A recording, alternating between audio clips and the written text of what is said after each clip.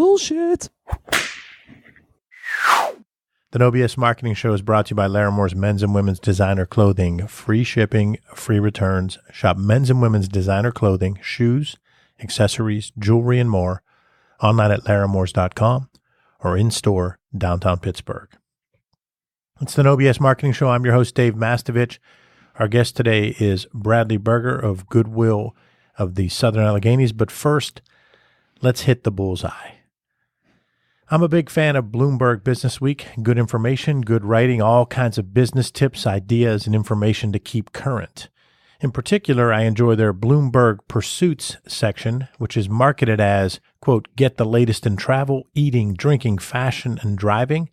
But for me, it's like a smorgasbord of marketing updates. The stories focus on how businesses themselves focus on each of those pursuits and how their leaders of those businesses find creative ways to reach and influence their target markets. For example, I just read a Bloomberg Business Week Pursuits segment on Moscot, the New York eyewear company that's been in Manhattan since 1915. The piece inspired me to talk about Moscot's approach to hitting the bullseye. The company's built a brand tied to its location in Manhattan and to its famous clientele.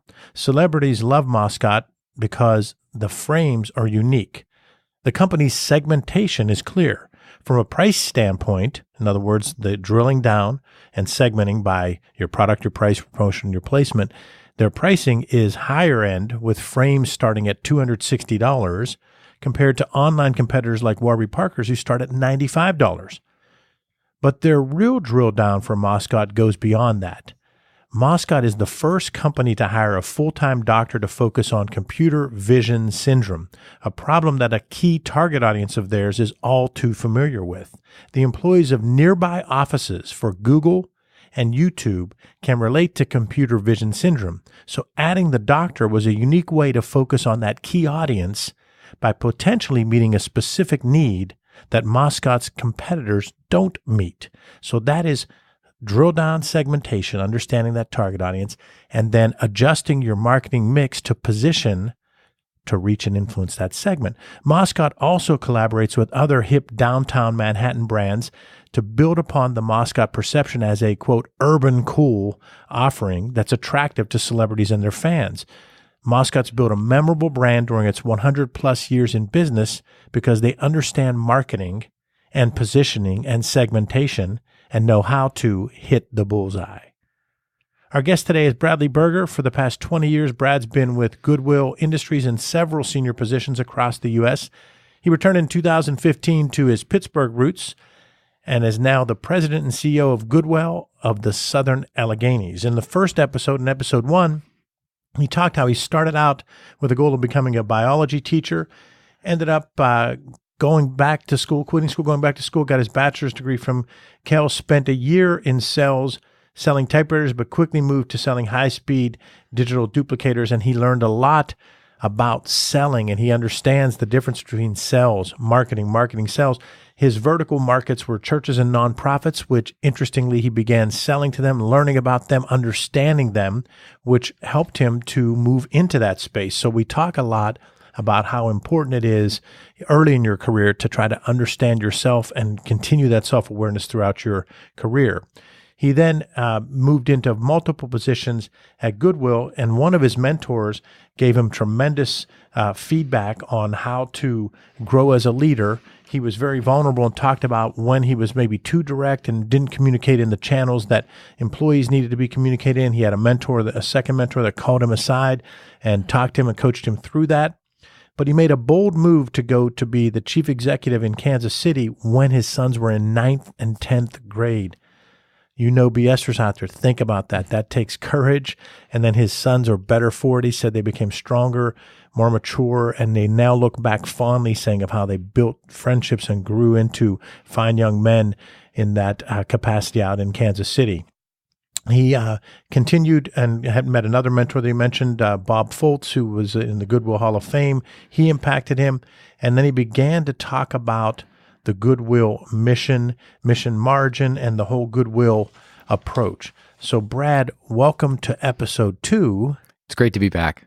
So episode 2, we now want to touch where you just finished. So let's recap, in case someone's just popping on to episode 2, let's recap the 3 ways that most Goodwills operate. And you talked a little bit about the beginning of Goodwill. You can even touch back on that real quick about how it all started. Yeah. So again, our foundation's built in Boston, 1902. High immigrant population coming in, and high poverty.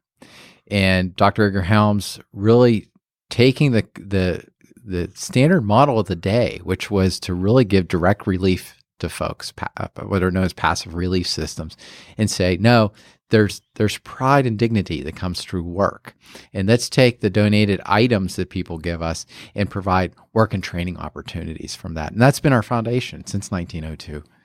So the second division is really the mission services division, or the employment and training division. It goes by different names, but it's really that group of workforce development professionals that exist, and I can tell you in every Goodwill in the United States, that get up every day and think about, how do I help people gain and retain and advance in work? And so that may be within Goodwill, but a lot of it's in the community. And it's working with a lot of populations that bring some type of barrier to one of those 3. So maybe it's someone with limited basic skills. Maybe it's a new immigrant. Maybe it's someone that's recently released from being incarcerated. So these are a lot of the folks that we work with, along with the general public, because we have a lot of open access employment centers, including the one in our building in Johnstown,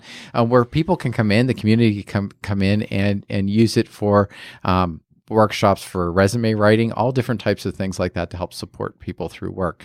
So what we do through that is really try to respond to local need.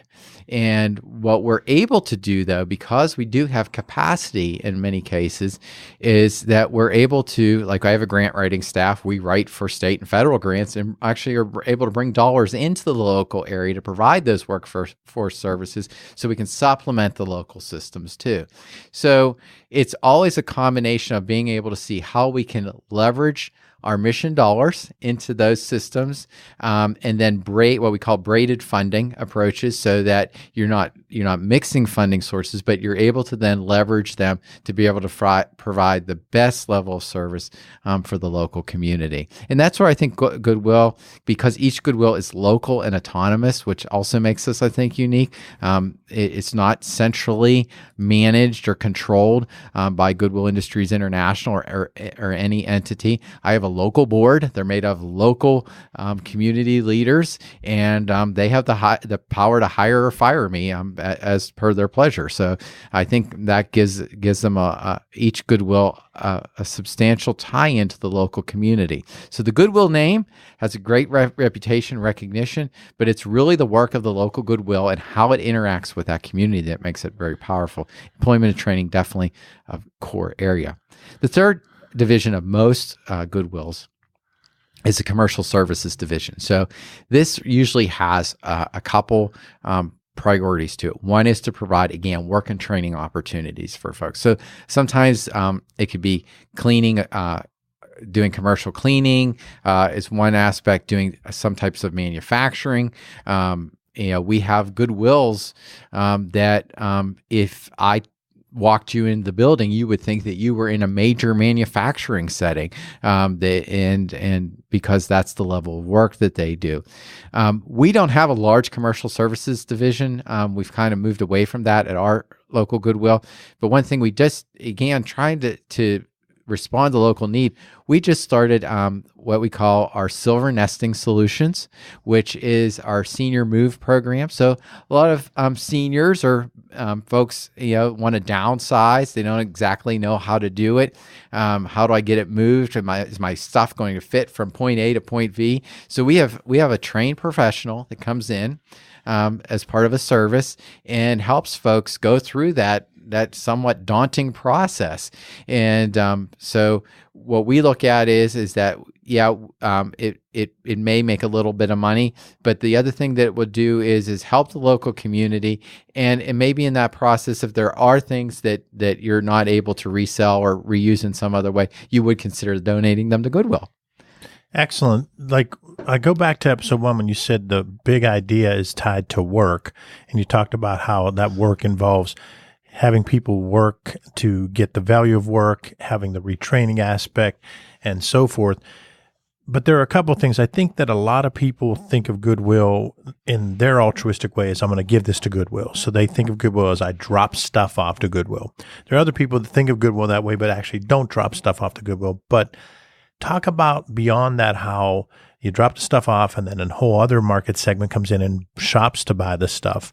And just talk about that as what kind of penetration you have, what percentage of people you think do donate, how can you get people to convince them to donate more, how many people shop, all those kind of questions. Yeah, I from the retail side, so it unlike most retail where it's a demand-based system, so that you buy the widget off the shelf and that then causes the Kanban or the request to go through the supply chain back to the manufacturer and then come back through.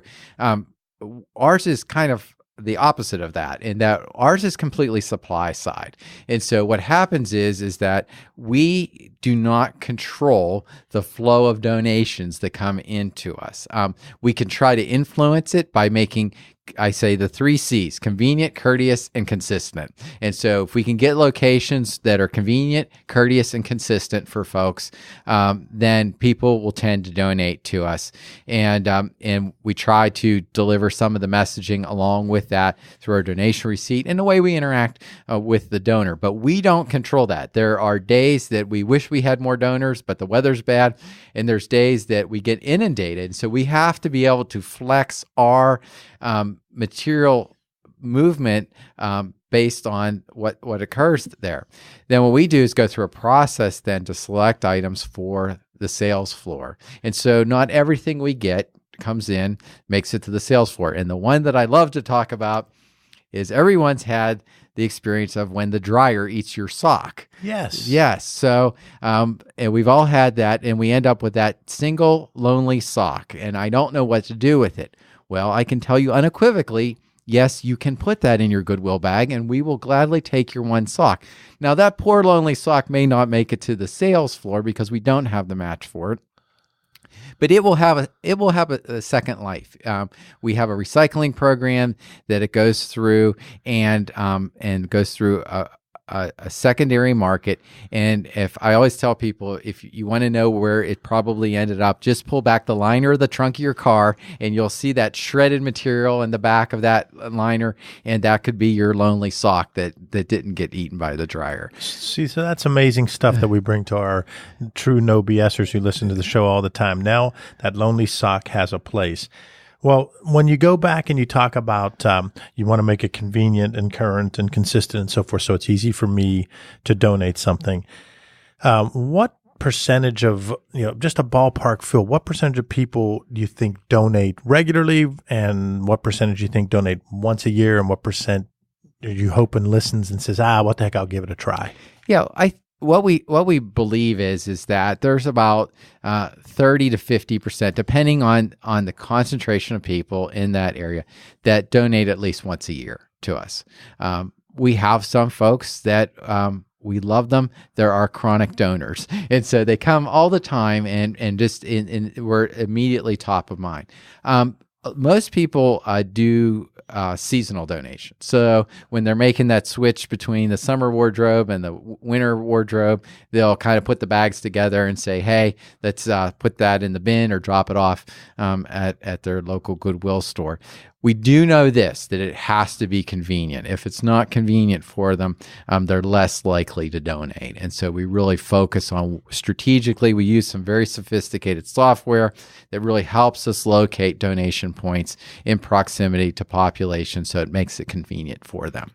So you're doing some market segmentation there and some marketing positioning and making sure you're taking the product to the customer to make it as convenient as possible. Absolutely, yeah. Hey, no BSers, I love Larimer's men's and women's designer clothing. It's time for you to take your look to the next level. Larimer's is the place to make it happen for you. How do I know? Because they've helped me for years. You talk about combining professionalism and style. That's what happens when you go with Larimer's. You can shop online at larimers.com or in-store downtown Pittsburgh.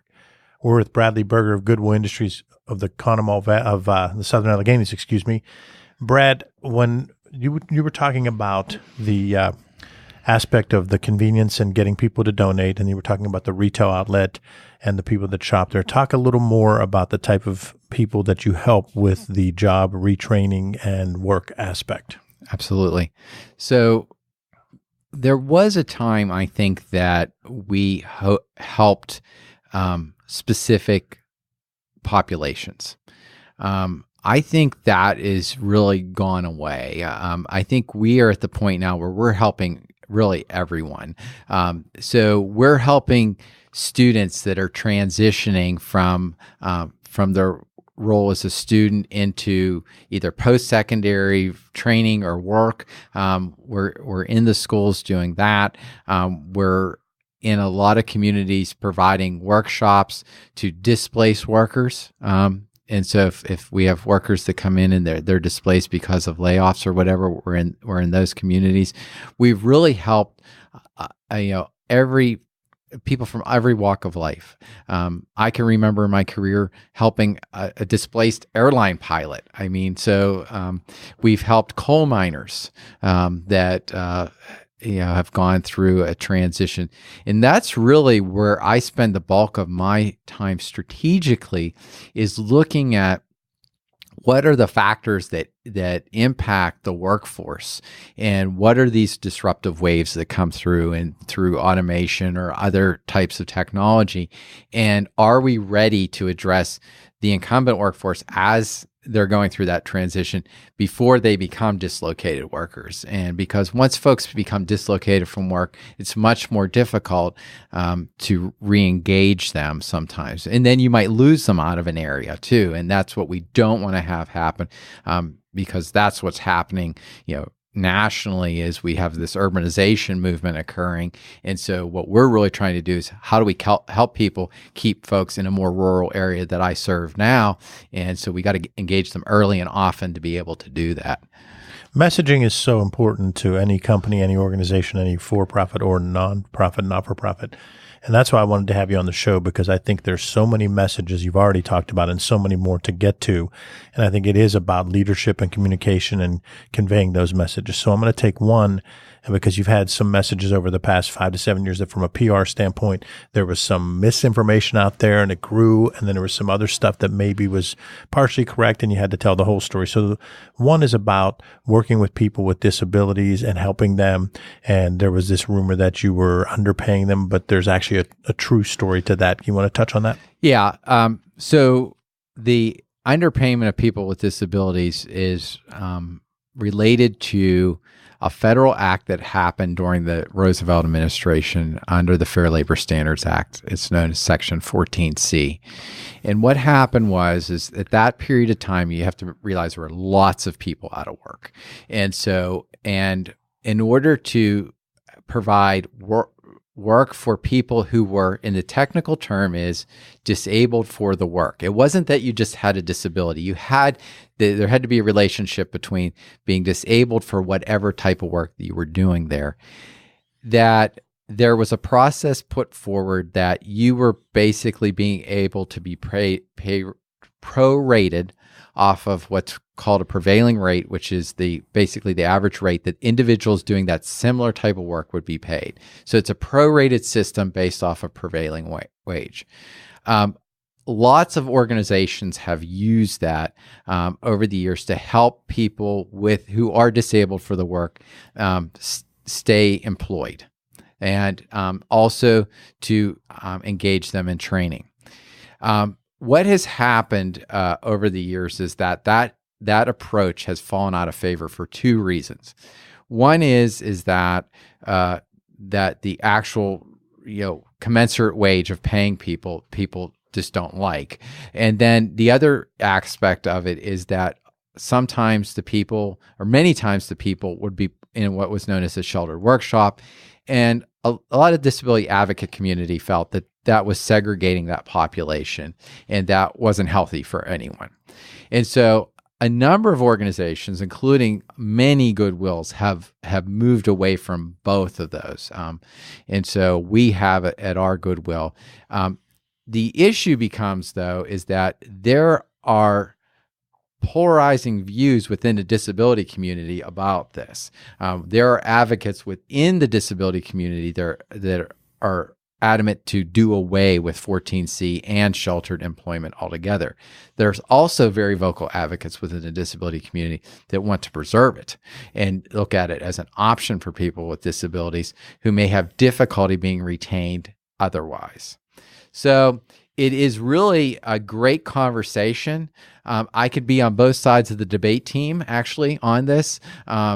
But we have strategically decided that we're really focused on either transitional employment, helping people transition from in a non-working environment to work, or what we refer to as competitive employment, which is working in the community competitively. So we made a strategic decision within our Goodwill, but we have sheltered workshops in our immediate area that continue to operate by other providers, and so the families and individuals have worked very hard to keep those in place. So, okay.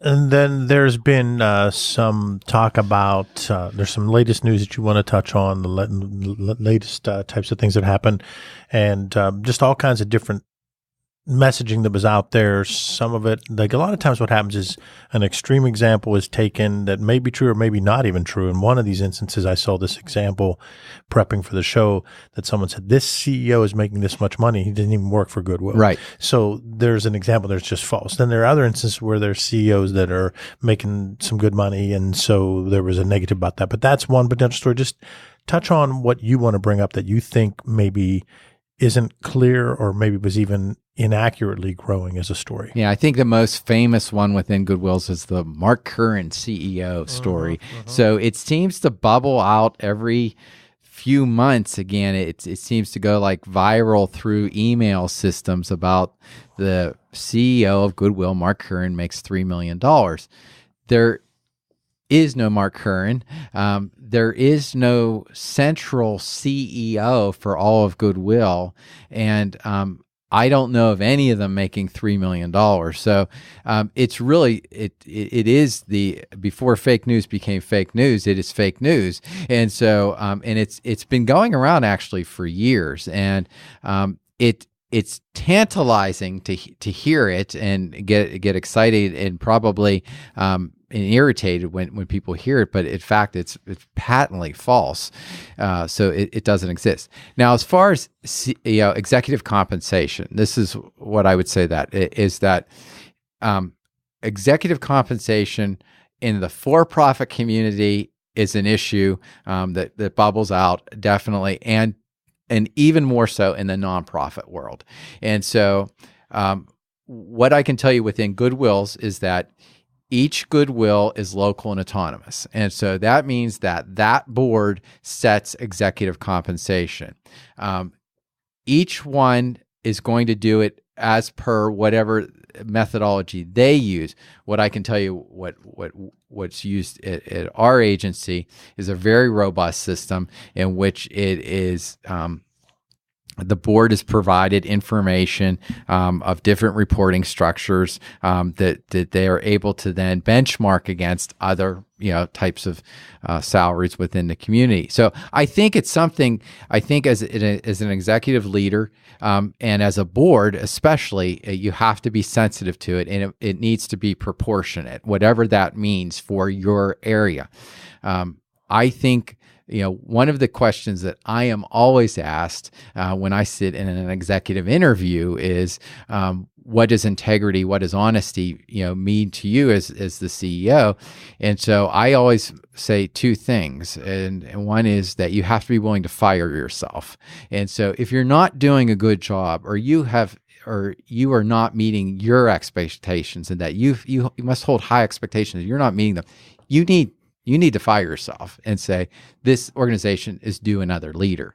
But I also tell boards is that you have to be willing to put the organization out of business. And so, and I tell them that. And so in order for the organization to do the right thing and making sure that it's doing the right thing, you have to be willing to put the organization out of business. If the organization did some heinous thing that that was a huge detriment to the community, and it no longer is valued now, and it's actually a detriment to the community, then that organization is no longer viable. You need to stop the organization. And so, and I've been very candid with boards that I've sat with on that, and they have always seemed to be responsive to that approach. Good summary of the reality and the accuracy. And I liked your point about how it was fake news before fake news, because the Mark Curran thing is what you find when you like just a simple prep. I prep for every guest, and I always go to them and their news, their LinkedIn, but then I hit their company, and that's what comes up when you start looking at the smattering of news. And so there's no Mark Curran. There's never been a Mark Curran. No, I wonder if there really is a Mark Curran guy who now feels terrible everywhere he goes. People say, "Are you the guy that runs?" Yeah, I mean, I'm sure there's someone in the United States named Mark Curran, probably several of them, but I know of no one ever affiliated in my 23 years with Goodwill that has that. But it's the power of messaging, and I talk a lot about the book Made to Stick by Chip and Dan Heath, and it's just a classic marketing book and messaging book, and it talks about how something like that, because it is a story that's easy to remember and can stir an emotion, has stickiness, will last, and it's lasted for a long time. The Mark Curran of Goodwill. Bradley Berger of Goodwill of the Southern Alleghenies on the No BS Marketing Show. Brad, give our audience a tool you use to help you become more productive or to help you communicate better. We've had people come on and talk about something like SEMrush. We've had someone else say we use Asana or Glip as our online tool to communicate. We've had other people say, I go to this blog every Thursday and I check it out. So what's your tool that you think can be possibly a game changer for our listeners? Absolutely. So I will tell you this is I am reformed social media person here, because when I started with Goodwill in the Southern Alleghenies just 2.5 years ago, I had zero interaction with social media, none. And now I think there's probably 5 different platforms that I interact with daily. Wow. And so my go-to one for information for me as an executive leader and who I'm engaging with, the people that I follow, is on Twitter. I use Twitter a lot to really sense where things are going in various sectors, and I want to see what other people are following. I will tell you, internally, transformational platform that we were using is Slack. So we instituted Slack about 5 or 6 months ago right now, and it has been wonderful because we are spread out across 6.5 counties, and we have retail staff, we have mission services staff, we have admin, and it's just a great common platform for folks to go on and be able to interact and collaborate and share photos. We just did a big Halloween push in our retail stores, and I baited them. I was like, okay, let's see those photos, and they all sent photos in and posted them up on our Slack board. So it's a great tool. Excellent. So, Brad, was there anything you thought I'd ask you that I didn't ask you yet? No. Any other big ideas, message points, or thoughts about Goodwill that you'd like to mention to our listeners? No, I think that what our challenge is now is to continue to stay relevant. And the way that we stay relevant is that we look at what are the trends, not within Goodwill, but outside of Goodwill, and to be able to adapt and make our organizations agile and disruption ready as we move forward, because the things that worked in 1902 are not going to work, in the coming years. So what we're trying to do is really position ourselves to be an agile organization, to be very responsive and nimble, to be able to see what's the current direction, what's the next disruption, and how do we prepare ourselves and our clients to be able to weather that and actually ride it like a surfboard on that wave. Bradley Berger of Goodwill of the Southern Alleghenies, thanks for being on the show. It's great to be here. Thanks so much. To our listeners, thanks for joining us for the No BS Marketing Show, brought to you by Laramore's men's and women's designer clothing with free shipping, free returns, making it easy for you online. Shop men's and women's designer clothing, shoes, accessories, jewelry, and so much more online at laramores.com or in store in downtown Pittsburgh. Visit masssolutions.biz for show notes plus additional marketing and messaging resources. Sign up for the No BS Marketing Weekly Update. You'll receive timely, valuable ideas to improve your marketing and transform your message. To sign up, visit masssolutions.biz. Remember, ask yourself, what's the big idea? And build your story around the answer. It's all about bold solutions, no BS.